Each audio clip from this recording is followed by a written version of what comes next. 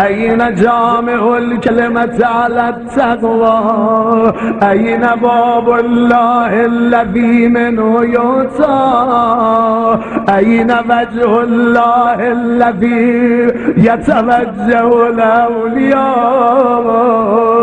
أين السبب المتصل بين الأرض والسماء أين صاحب يوم الفتح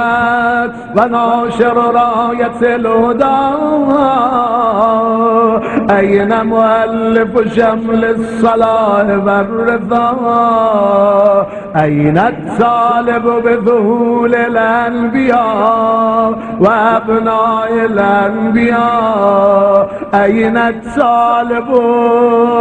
بدم المقتول بكربلاء أين الطالب بدم المقتول